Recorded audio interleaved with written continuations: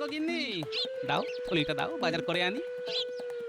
গোপাল দাদু, গোপাল দাদু, শিগগিরই চলো। কোথায় যাবো? আরে সকালবেলা তুই এমন হাঁপাতে হাঁপাতে এলি কেন? হ্যাঁ, খুব বিপদ গোপাল দাদু। কাল দুপুর থেকে পুচকের খুব জ্বর। শেষ রাত থেকে ওর ঘাড়টা কেমন শক্ত হয়ে গেছে। সে কি রে? পুচকের কোনো জ্ঞানও নেই। চলো চলো, একবার আমাদের বাড়ি চলো। বাবা একদিন হলো শহরে গেছে, মা তাই খুব কান্নাকাটি করছে। তাহলে তো খুব বিপদ। চল তো দেখি। গিন্নি, আমি আসছি। তুমি এগো, আমি ঘর তোর বন্ধ করে আসছি। চল চল চল।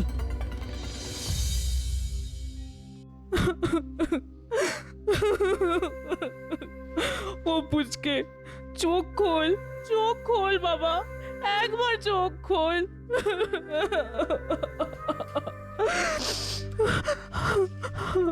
কি হয়েছে পুচকে? দেখো না গোপাল দাদা, কাল দুপুর থেকে হু হু করে জ্বর বাড়তে লাগলো। কত জল পট্টি দিলাম, কতবার মাথা ধুইয়েছি, কিন্তু কিছুতেই কিছু হয়নি। এরপর শেষ রাত থেকে হাত পা ঘাড় কেমন শক্ত হয়ে যাচ্ছে।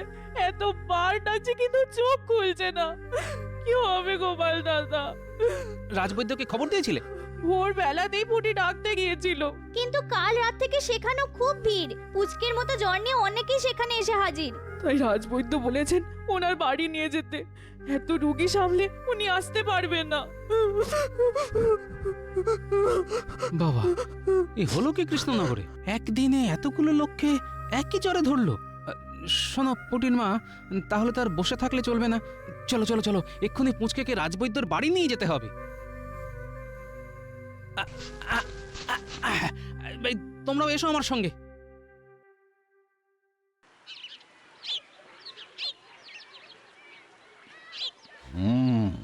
বাড়ির লোক কে আছো?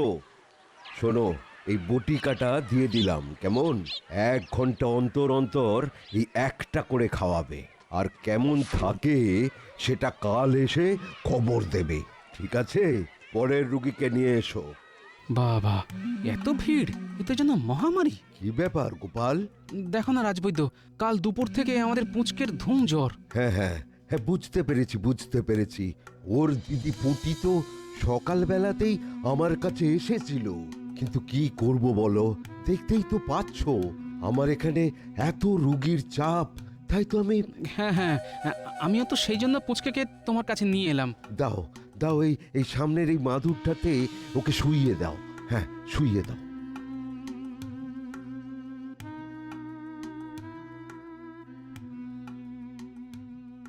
কি ব্যাপার?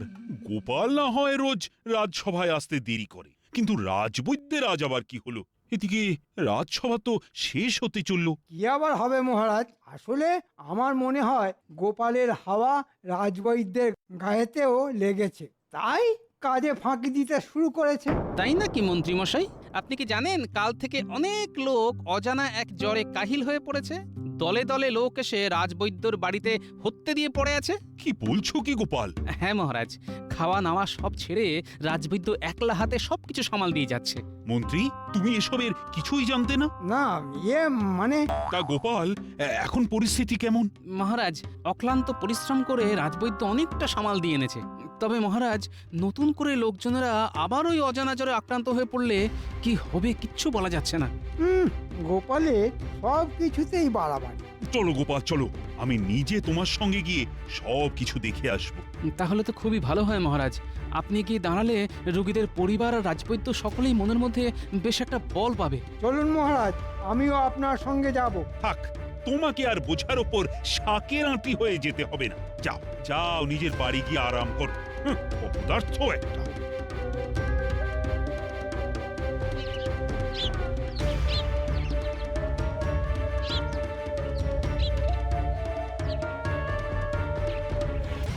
কিরে কিরে দাদু ভাই, এখন কেমন লাগছে? গোপাল দাদু কোথায়?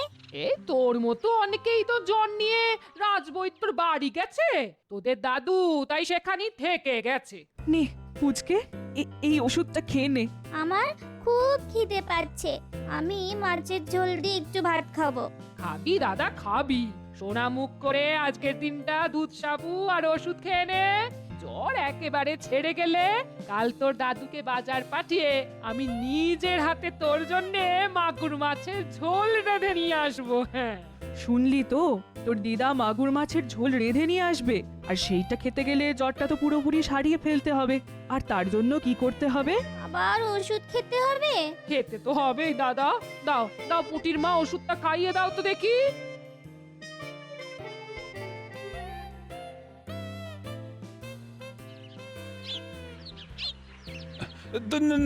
তোমাকে আর উঠে দাঁড়াতে হবে না রাজবৈদ্য, যেমন সেবা করছো করে যাও, করে যাও। দেখছেন তো মহারাজ, মানুষগুলোর অবস্থা। হ্যাঁ, আরে গোপাল আমাকে সব বললো বলেই তো ছুটে এসেছি, কিন্তু এই চড়া রোদের মধ্যে জ্বরে আক্রান্ত মানুষগুলো যদি এভাবে অপেক্ষা করতে থাকে তাহলে তো ওদের গায়ের উত্তাপ আরো বেড়ে যাবে। কি করব মহারাজ, আমার ছোট বাড়ি, দুখানা মাত্র ঘর, কোথায় এদের রাখবো বলুন তো? তাই এই খোলা উঠোনই একমাত্র ভরসা।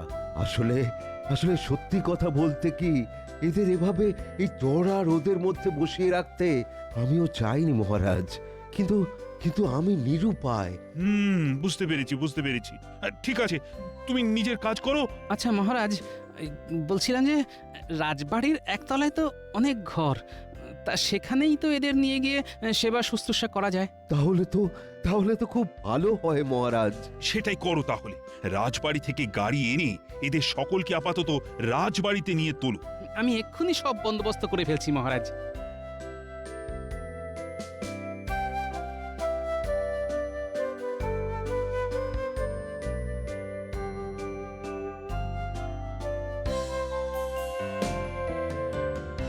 এত লোককে গাড়িতে শুইয়ে কোথায় নিয়ে যাচ্ছে বলতো?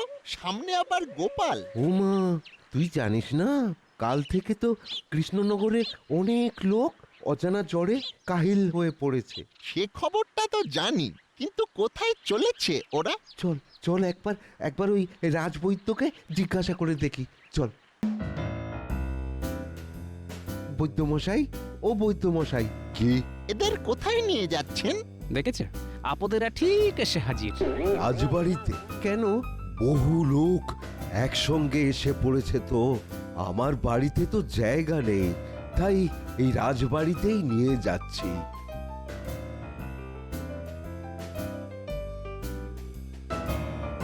মন্ত্রীমশাই, আপনি এদিকে পায়ের উপর পা তুলে নাচাচ্ছেন, ওদিকে তো অজানা জ্বরে অনেকেই নাচতে শুরু করে দিয়েছে। হ্যাঁ, টেকো গোপাল রাজসভায় এসে বলছিল বটে, কিন্তু আমিও অতটা পাত্তা দিইনি। আজ জ্বর হয়েছে, কাল ছেড়ে যাবে। না না না না না, ব্যাপারটা অত সোজা নয়। দেখলাম পর পর গরুর গাড়িতে চাপিয়ে রোগীদের রাজবাড়িতে নিয়ে যাওয়া হচ্ছে। সে কি রে? না না, তাহলে তো একবার গিয়ে দেখতে হচ্ছে। হ্যাঁ, তাই যান, না হলে তো আপনাকে পিছনে ফেলে সব বাহুবা ওই টেকো গোপাল নিয়ে নেবে।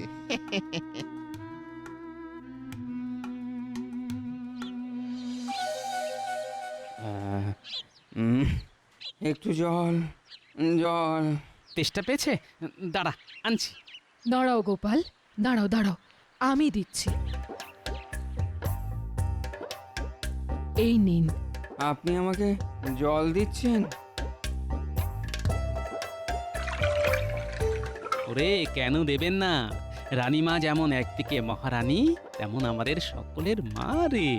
গোপাল তো দেখছি রানীমাকে খুব তোষামোদ করছে। মহারাজ, এসব কি শুনছি? তা চোখের সামনেই তো দেখতে পাচ্ছ। হ্যাঁ, সে তো দেখতেই পাচ্ছি, কিন্তু এদের রাজবাড়িতে এনে তোলা হলো কেন? তাহলে কোথায় তোলা হবে? আসলে ঠাঠা রোদের মধ্যে থাকতে থাকতে এরা আরো বেশি করে অসুস্থ হয়ে পড়তে পারতো, তাই এই গোপালের কথা মতো এদের রাজবাড়িতে এনে তোলা হলো।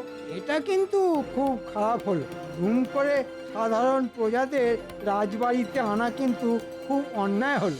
আরে বাবা, রাজবাড়ি তো আর ধর্মশালা নয় যে যাকে তাকে আশ্রয় দিতে হবে। কি রাজবাড়ি করছো বলো তো? মনে রাখবে, সাধারণ প্রজারা আছে বলেই রাজা আছে, আর রাজা আছে বলেই তো রাজবাড়ি। তা বিপদে আপদে এরা রাজবাড়িতে আশ্রয় পাবে না তো কোথায় পাবে? তোমার বাড়ি। না, মানে তাই কাজের সময় অযথা ফুট না কেটে নিজের কাজে যাও। ব্যাস। খুব বড় রকমের একটা ভাড়া কাটলো। সে তো বটেই, ঠিক সময় মতো হাল না ধরলে অজানা ওই জ্বর কিন্তু মহামারীর আকার নিতে পারত। তবে আজ যে আপনি চিন্তামুক্ত, তার সব কৃতিত্বই কিন্তু আমাদের রাজবৈদ্যের। দিন রাত এক করে শুধু চিকিৎসা করে গেছে। হ্যাঁ, সে তো বটেই। তবে আমি একটা অন্য কথা ভাবছি। কি কথা মহারাজ? ভাবছি ভবিষ্যতে যদি আবার এই রকম একসাথে অনেক লোক অসুস্থ হয়ে পড়ে, তাহলে তারা একসাথে থাকবে কোথায়, আর চিকিৎসাই বা পাবে কি করে? আমিও সেই কথাই ভেবেছি। বারবার তো আর সকলকে রাজবাড়িতে এনে তোলা যায় না। তাহলে একটা কাজ তো করা যেতেই পারে মহারাজ। কি কাজ? কৃষ্ণনগরে একটা স্বাস্থ্য কেন্দ্র গড়ে তুললে কেমন হয়?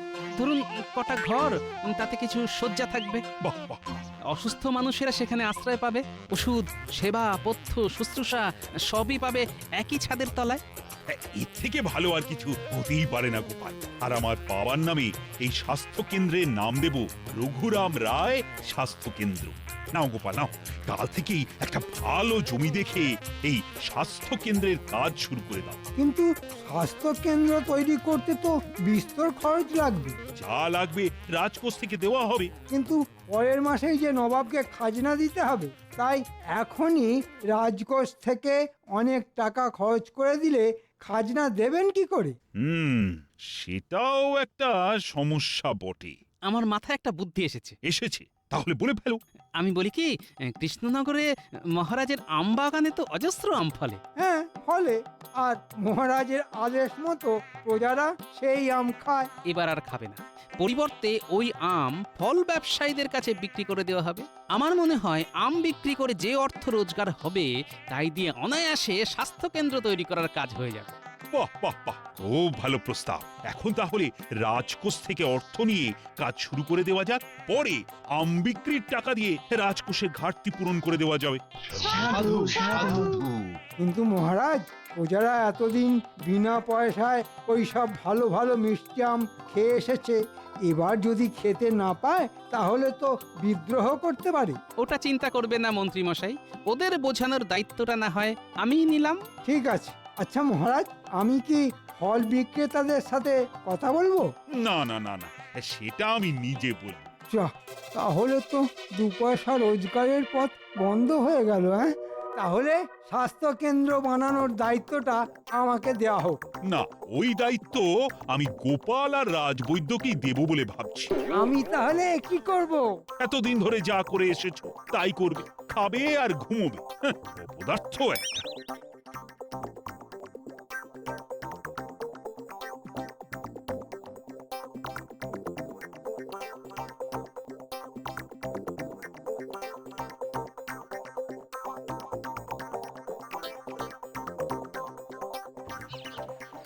শুনেছিস তো, মহারাজের বাগানের আম খাওয়া এবছর বন্ধ হয়ে গেছে।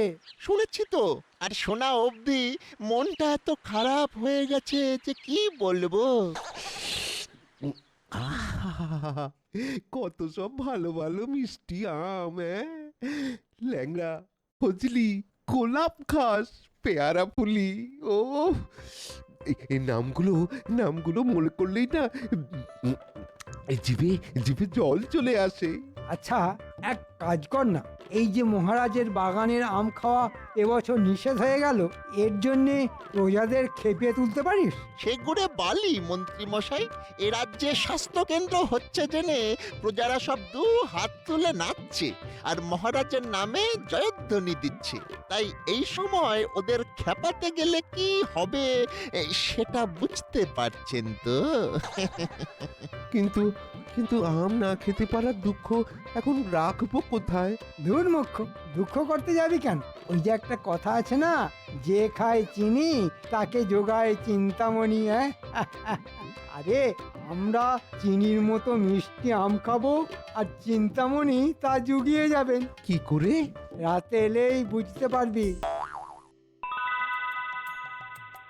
বুঝলে গোপাল, এত তাড়াতাড়ি যে এত বড় একটা কর্মযজ্ঞ শেষ হয়ে যাবে, এটা কিন্তু আমি ভাবতেই পারিনি। আর সবই সম্ভব হয়েছে এই তোমার জন্য। হ্যাঁ, তোমার জন্য।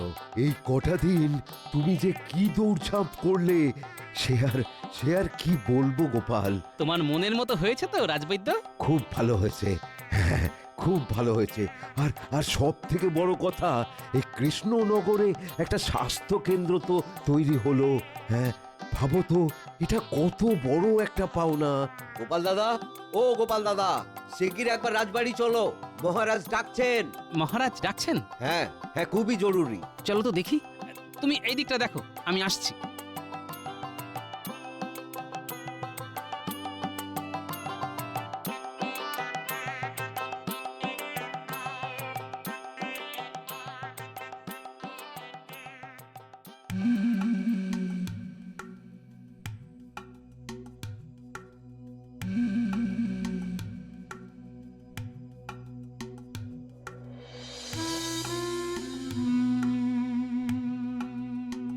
কি ব্যাপার মহারাজ, হঠাৎ জরুরি তলব কেন? দেখো না কি মুশকিলে পড়েছি। এই পাইকারি ফল বিক্রেতা এসে বলছে যে গাছের অনেক আম নাকি চুরি হয়ে যাচ্ছে। সে কি? হ্যাঁ গোপাল দাদা, বাগানের সব গাছের আম দেখে দর দিয়েছিলাম, কিন্তু এখন পাড়তে এসে দেখি অনেক গাছেই আম কম। এভাবে চলতে থাকলে চুক্তি অনুযায়ী আমি কি করে দাম দেব বলো তো? আমার যে অনেক ক্ষতি হয়ে যাবে গোপাল দাদা। আম চুরি হয়ে যাচ্ছে? কিন্তু আমি তো এ রাজ্যের সকলকে বলে দিয়েছিলাম এবছর আম গাছ থেকে কেউ যেন আম না পারে। আমার কথা সকলে রাজিও হয়েছিল। আর তবুও চুরি যাচ্ছে, আর গাছে উঠে কেউ বা কারা আম খেয়ে যাচ্ছে, এ ব্যাপারে আমি নিশ্চিত। কি করে বুঝলে? হ্যাঁ হ্যাঁ, আমি গাছের নিচে আমের খোসা আর আমের আঁটি পড়ে থাকতে দেখেছি। আচ্ছা, হনুমান বা বাদুরও তো খেয়ে যেতে পারে। না গোপাল দাদা, হনুমান বা বাদুড়ে খেলে তো এত পরিপাটি করে খেত না। আমের খোসা আর আঁটি দেখলেই বুঝতে পারবে খুব পরিপাটি করে খাওয়া, মানে যাকে বলে মানুষে খেয়ে যাচ্ছে। ঠিক আছে, চিন্তা করো না, আর যাতে আম চুরি না হয় সেটা আমি দেখছি। হ্যাঁ হ্যাঁ হ্যাঁ, তাই দেখো, না হলে পুরো টাকা দিয়ে কম আম নেওয়া আমার পক্ষে সম্ভব নয়। তাহলে আমি এখন আসি মহারাজ। হ্যাঁ হ্যাঁ, এসো এসো এসো। ও গোপাল, কিছু একটা ব্যবস্থা করে আম চুরি বন্ধ করো, না হলে আমওয়ালারা যদি বিগড়ে গিয়ে আম নিতে না চায়, তাহলে আম বিক্রি টাকা দিয়ে রাজকোষের ঘাটতি পূরণ হবে কি করে? আর ঘাটতি পূরণ না হলে নবাবের খাজনাই বা দেব কি করে? কথা দিচ্ছি মহারাজ, আজ রাতের মধ্যেই আম চোরকে ধরব। গুলটে, এই গুলটে। কি গো গোপাল দাদু, হঠাৎ ডাকছো কেন? শোন, তোর সঙ্গে আমার কিছু কথা আছে। কথা? হ্যাঁ, আমার সঙ্গে আয়, পুটিকে ওটাকে নিতে হবে।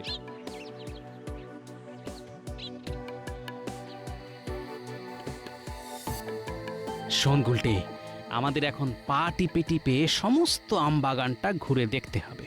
কেউ যদি গাছে উঠে আম খেতে আসে, তাহলে তোর ওই গুলতি দিয়ে তার দিকে গুলি ছুঁড়ে মারবে। ঠিক আছে। আর আমি খনা গলায় ভয় দেখাবো, এই তো? আর বাছাধনেরা পালাতে গেলেই খপ করে ধরবো। ঠিক আছে? ঠিক আছে। চল এখন পা টিপে টিপে চারদিকটা দেখি।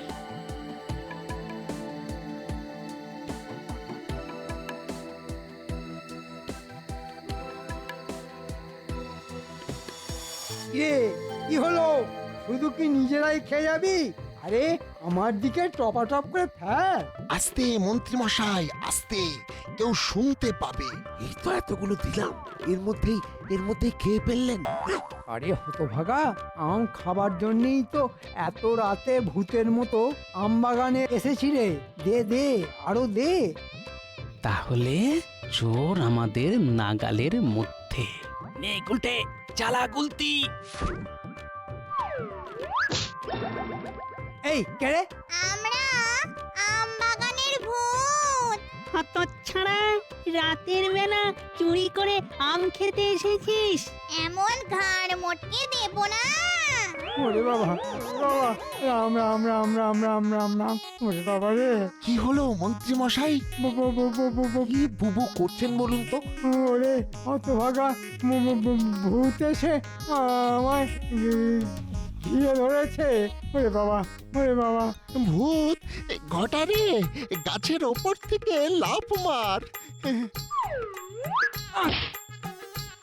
ওরে হতভাগা, বেঁচে বেঁচে সেই আমার ঘাড়েই পড়লি। ওরে আমার ঘাটটা যে হঠাৎ করে মহাত হয়ে গেল রে। ওরে ওরে মা রে, ওরে। দাদু, এ তো আমাদের মন্ত্রী মশাই গো। মনে হচ্ছে ঘাড়টা মোটকে গেছে। ভূতের ঘাড়ে ভূত পড়ে ভূতের ঘাড় মোটকে দিয়েছে। এসব তাহলে আমাদের মহামান্য মন্ত্রীমশাইয়ের কাজ, হ্যাঁ? যা তোরা দৌড়ে গিয়ে মহারাজকে খবর দে। ওরে বাবা ঘরে কি যন্ত্রণা! আহ আপনার ঘাড়ের যা অবস্থা তাতে বেশ কিছুদিন এই স্বাস্থ্য কেন্দ্রের বিছানায় শুয়ে থাকতে হবে। একে বলে যেমন কর্ম তেমন ফল। ছি ছি মন্ত্রী, শেষকালে রাতের অন্ধকারে আম চুরি করে খাচ্ছিলে। ভুল হয়ে গেছে মহারাজ। ও রাজবৈদ্য, একটু তাড়াতাড়ি সারিয়ে দাও না ভাই। একেবারে না, তোমার মতো পাজি লোকের যোগ্য শাস্তি হয়েছে। এতে কিন্তু একটা লাভও হয়েছে মহারাজ। লাভ? কিসের লাভ? আগে আজকেই তো স্বাস্থ্য কেন্দ্রের উদ্বোধন হওয়ার কথা ছিল, তা একেবারে রোগী শুদ্ধ উদ্বোধন। এটা কি কম কথা মহারাজ? আমরাও স্বাস্থ্য কেন্দ্রে ভর্তি হতে চাই। গাছ থেকে পড়ে উড়ি বাবা, গাছ থেকে পড়ে গিয়ে দুজনেরই মনে হয় গোড়ালির হাড় ভেঙে গেছে। বাহ বাহ বাহ বাহ, কি সৌভাগ্য আমাদের! হ্যাঁ? একটা নয়, দুটো নয়, একেবারে তিনটে মুমূর্ষু রোগী দিয়ে উদ্বোধন হবে। হ্যাঁ? এ কি চারটিখানি কথা? আর সেরে ওঠার পর বুঝতে পারবে প্রহারেণ ধনঞ্জয় কাকে বলে।